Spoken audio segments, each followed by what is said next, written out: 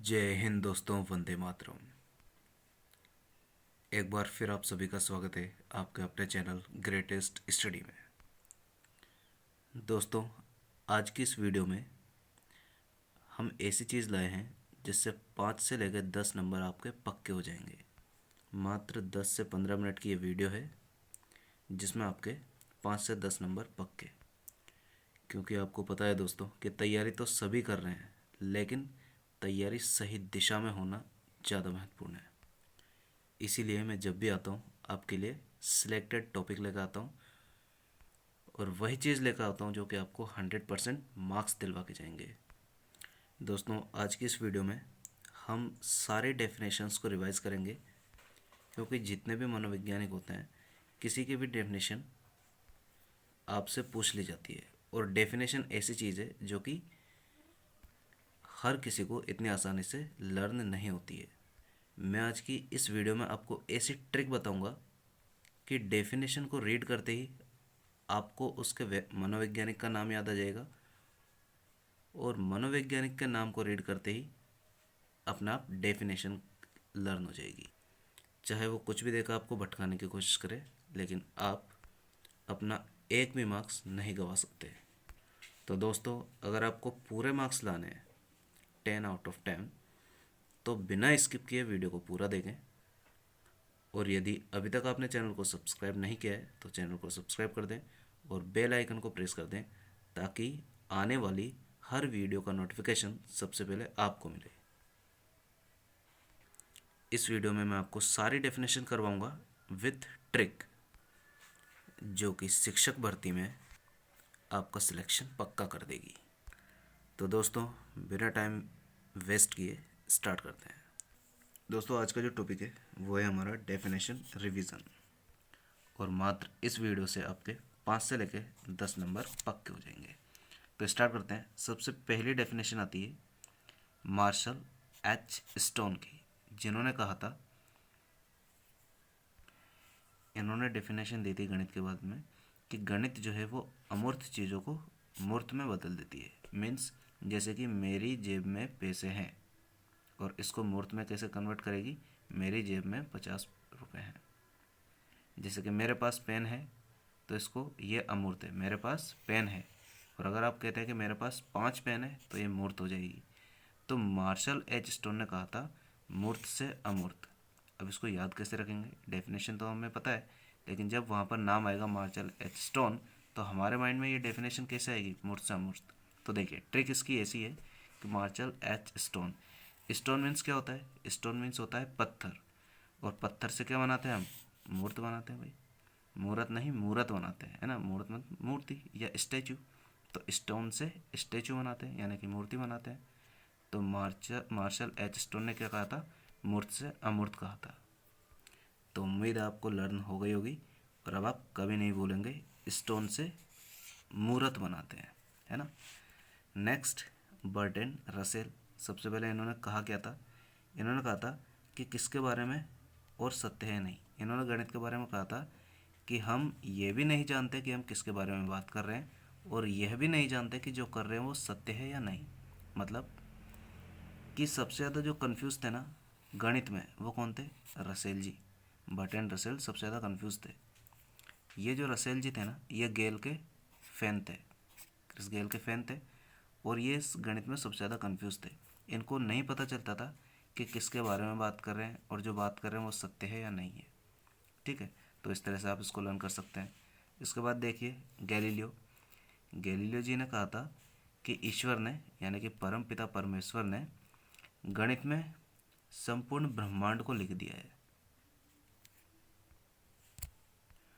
तो गैलीलियो जो थे बड़े धार्मिक इंसान थे। उन्होंने ईश्वर की बात कही है कि परम पिता परमेश्वर ने, यानी कि ईश्वर ने संपूर्ण ब्रह्मांड को लिख दिया है, किसमें, गणित में। ठीक है, तो आप इसको लर्न कैसे करेंगे, इसको आप ट्रिक से आप ऐसे याद रख सकते हो कि गैलीलियो मीन्स गैलेक्सी, और गैलेक्सी कहाँ होती है, ब्रह्मांड में। ठीक है, तो गैलेक्सी ब्रह्मांड। खुद डेफिनेशन अपने मनोवैज्ञानिक का नाम बताएगी और मनोवैज्ञानिक अपनी डेफिनेशन का नाम बताएंगे। दोस्तों, वीडियो से जुड़े रहें और चैनल को सब्सक्राइब कर दें। आगे और भी एक से एक डेफिनेशन आपको ट्रिक से याद करवाऊंगा। देखिए अगले जो मनोवैज्ञानिक है वो है लॉक जी। ठीक है, इन्होंने गणित के बारे में क्या कहा है कि गणित वह मार्ग है जो कि तर्क करने की आदत को विकसित करती है। बच्चों में तर्क करने की जो आदत है, तर्क करने की जो शक्ति है, उसको विकसित कौन करती है? गणित करती है। तो लॉक, अगर मार्ग में लॉक लगा है तो आप आगे नहीं बढ़ सकते, तो लॉक को खोलना पड़ेगा। ठीक है, तभी आप आगे बढ़ोगे। तो तर्क करने की शक्ति या तर्क करने की आदत को कौन विकसित करती है? गणित विकसित करती है। ऐसा किसने कहा था? लॉक जी ने कहा था। अब नेक्स्ट जो हमारे फिलोसफर है वो है गॉस जी, ये जिनको बोस जी भी कहा जाता है। इन्होंने कहा है कि गणित विज्ञान की रानी है। अब देखिए बोस, बोस क्या है भाई? ऑफिस का राजा होता है, तो राजा की वाइफ क्या होगी? रानी। तो इन्होंने कहा है कि गणित जो है वो विज्ञान की रानी है। बेल, बेल जी ने क्या कहा है? बेल ने गणित जी को नौकर बना दिया। बेल ने कहा है कि गणित विज्ञान की नौकर है। बोस ने तो रानी बनाई, बेल ने नौकर बना दिया। तो भाई बोस जी ने तो रानी बनाई और बेल जी ने नौकर बना दिया गणित को। अब चलते हैं नेक्स्ट, गिब्स। गिब्स ने कहा है कि गणित एक भाषा है। और बेल जी को आप लर्न कर सकते हो कि भाई बेल जो है वो किसान का नौकर होता है, तो इसीलिए इन्होंने गणित को विज्ञान का नौकर कहा है। गिब्स, गिब्स ने गणित एक भाषा है, गिब्स ने कहा है कि गणित क्या है? एक भाषा है। तो गिब्स वर्ड सुनते ही आपको ग्रीक लैंग्वेज का लर्न याद आना चाहिए। गिब्स मतलब ग्रीक, और ग्रीक क्या है? एक लैंग्वेज है, यानी कि एक भाषा है। तो गिब्स ने क्या कहा था कि गणित एक भाषा है ना। गिब्स मतलब ग्रीक, और ग्रीक क्या है? लैंग्वेज है, यानी कि भाषा है। इस तरह से हम इसको लर्न कर सकते हैं। नेक्स्ट जो देखेंगे, रोजर बेकन। रोजर बेकन ने कहा है कि सिंह द्वार एवं कुंजी, यानी कि गणित सभी विषय की सिंह द्वार एवं कुंजी है। तो इसको कैसे लर्न कर सकते हो आप? देखिए ट्रिक से मैं बताता हूँ इसको। रोजर बेकन, रोजर बेकन को आप रोजर बैंकन कहो कि बैंक के सिंह द्वार पर कुंजी लगती है तभी तो बैंक खुलता है। रोजर बेकन, बैंकन, बैंकन के सिंह द्वार पर कुंजी लगाई जाती है तभी बैंक का द्वार खुलता है। बिना कुंजी के बैंकन का सिंह द्वार नहीं खुलता है। ठीक है, तो आप इस तरह से इनको एक दूसरे से कनेक्ट करके याद कर सकते हो। रोजर बैंकर ने क्या कहा था?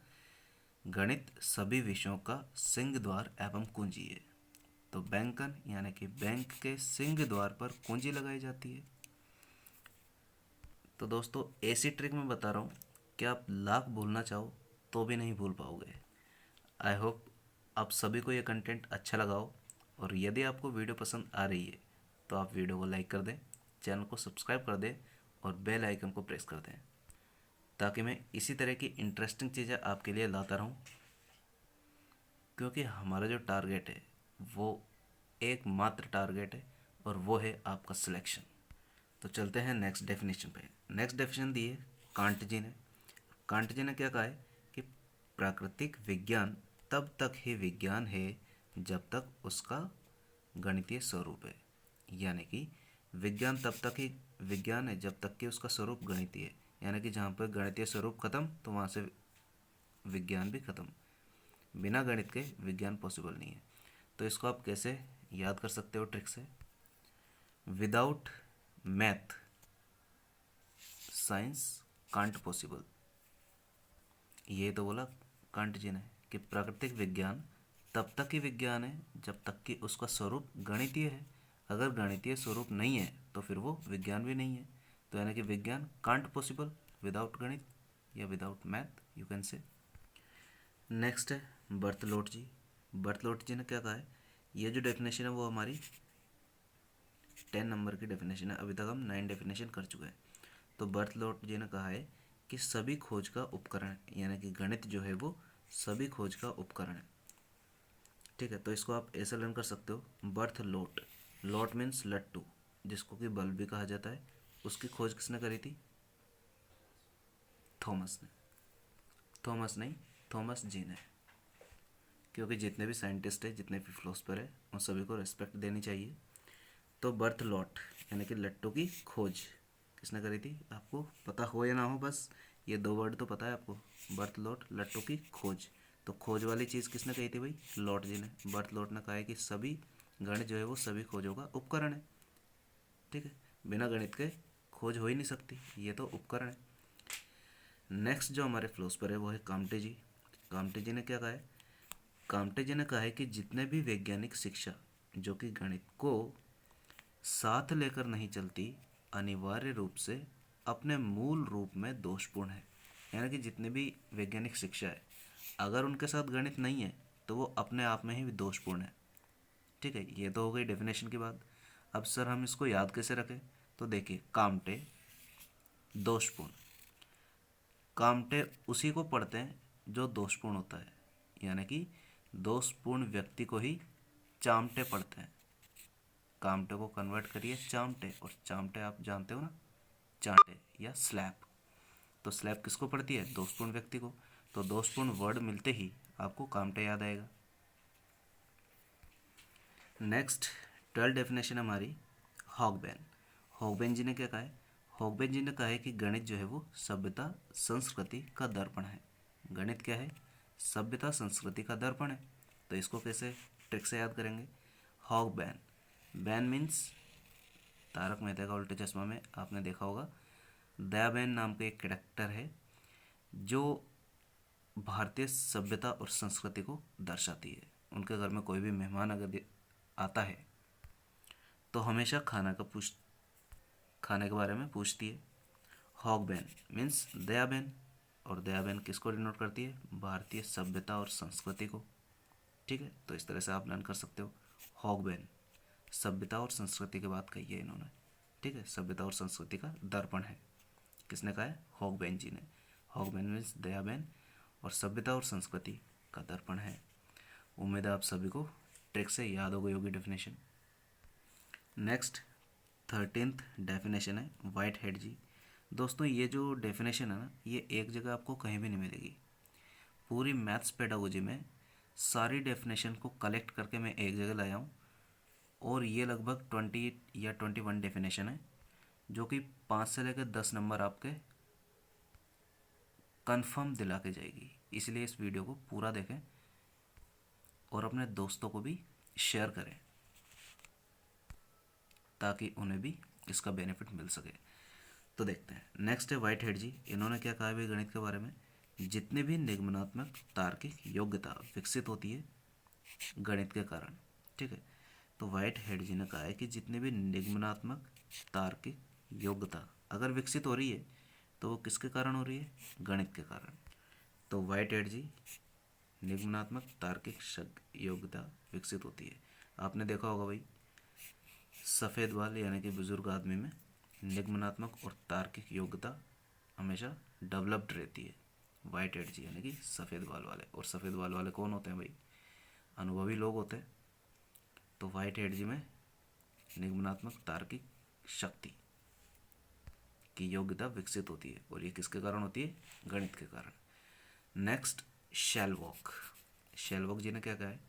इन्होंने गणित के बारे में कहा है कि जो व्यक्ति गणित और विज्ञान के परिमाणों को नहीं जानता वह सत्य को जाने बिना ही मर जाता है। शेलवॉक जी ने बहुत ही शानदार चीज़ कही है कि जो व्यक्ति गणित और विज्ञान के परिणामों को जाने नहीं जानता है वो सत्य को जाने बिना ही मर जाता है। और ये सच भी है, क्योंकि यदि कोई व्यक्ति साइंस के कॉन्सेप्ट्स को और मैथ के कॉन्सेप्ट को नहीं जानता है तो वाकई वो सच को जाने बिना ही मर जाता है ना। उसको पता ही नहीं रहता कि ये चीज़ क्यों हो रही है, आसमान नीला क्यों दिखाई देता है, ऊपर फेंकी हुई चीज़ें वापस नीचे ही क्यों गिरती है, ग्रेविटेशनल फोर्स, है ना। तो जो साइंस और गणित के परिणामों को नहीं जानता वो सत्य को जाने बिना ही मर जाता है। तो शेलवॉक जी को इस तरह से लर्न कर सकते हो। नेक्स्ट जो फिलोसफर है वो है हमारे पाइनकेयर।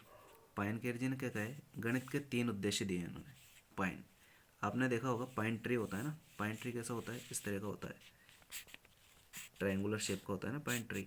आपने देखा होगा ये बर्फीले इलाकों में देखने को मिलता है, इस तरह का पेड़ ऐसा होता है, ये ऐसा, इसको बोलते हैं पाइन ट्री, है ना, ट्रायंगुलर शेप का होता है। तो पाइन केयर जी ने 3 उद्देश्य दिए। यहाँ से आपको पता ये चल गया कि पाइन ट्री ट्रायंगुलर होता है और इन्होंने 3 उद्देश्य दिए हैं। और इन्होंने गणित के बारे में क्या कहा है कि प्राकृतिक के अध्ययन का सामान जुटाना, प्राकृतिक के अध्ययन का सामान जुटाना, इसके बारे में इन्होंने बात कही है। और दार्शनिक, जिन्होंने गणित में कुशलता पाली है उन्हें संगीत चित्रकला वाला आनंद आता है।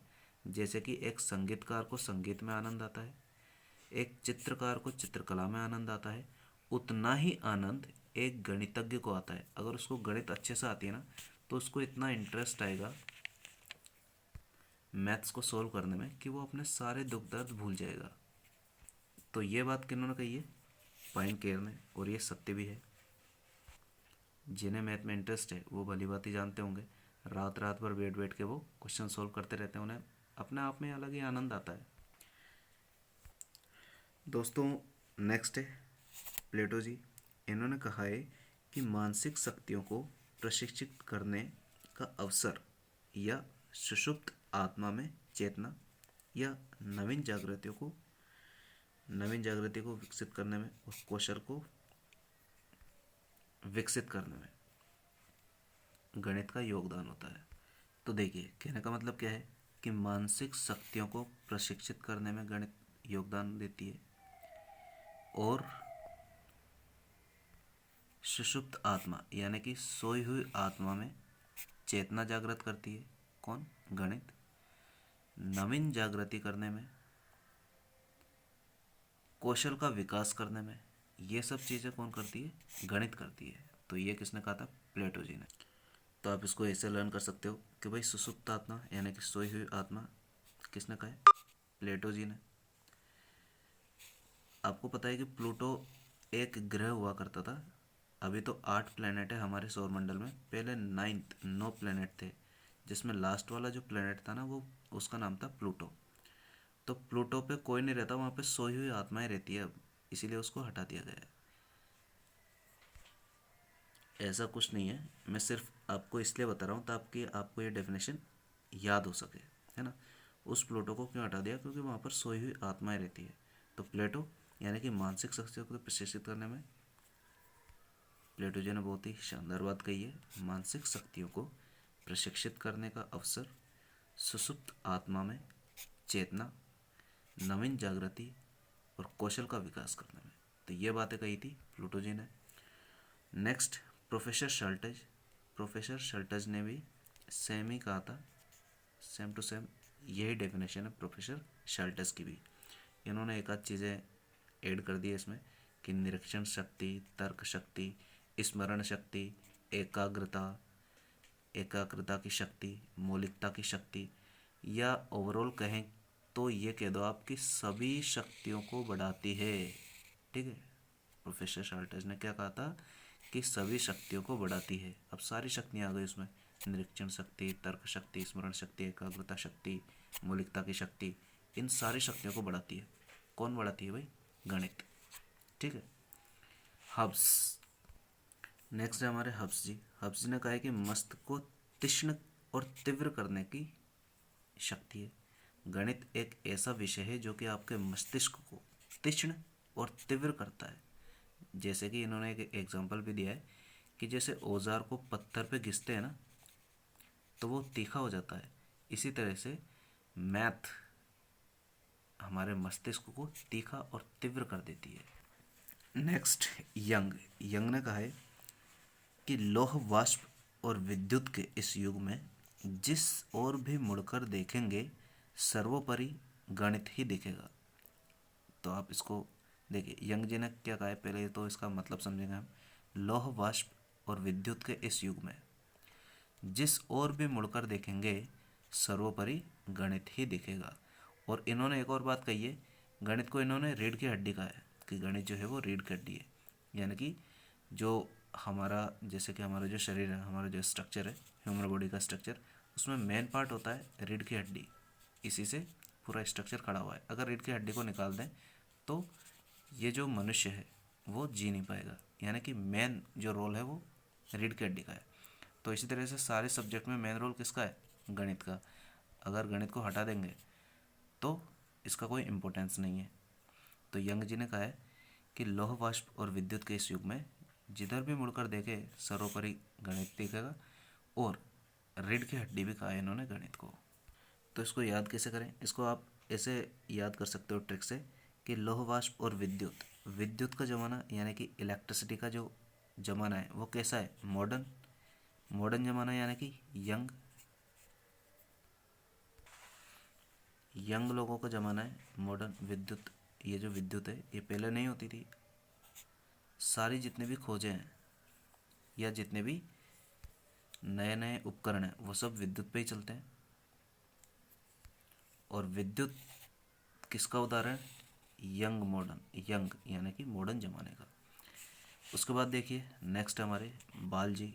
बाल जी ने क्या कहा है कि खोजकर्ता बिना गणितज्ञ हुए खोज नहीं कर सकता। इन्होंने तो साफ साफ बोल दिया कि जो खोजकर्ता है ना वो गणितज्ञ हुए बिना खोज ही नहीं कर सकता। अगर वो खोज कर रहा है तो वो गणितज्ञ है, अगर वो गणितज्ञ नहीं है तो वो खोज भी नहीं कर सकता।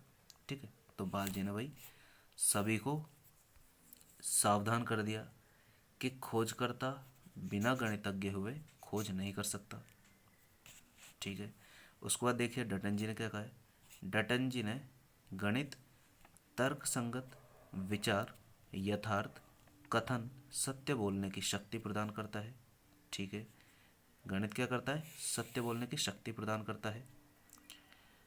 व्यर्थ गप्पे लड़ाना, आडंबर, धोखा, छल, कपट, उस मन का जिस मन को गणित का प्रशिक्षण नहीं मिला हो, ये जो बुरी आदतें हैं ये उसी मन के लक्षण हैं जिसको गणित का प्रशिक्षण नहीं मिला हो।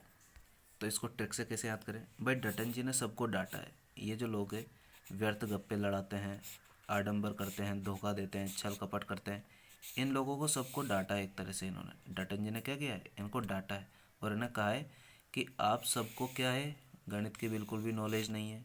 अगर आपको गणित की थोड़ी भी नॉलेज होती तो आप ऐसा काम करते ही नहीं।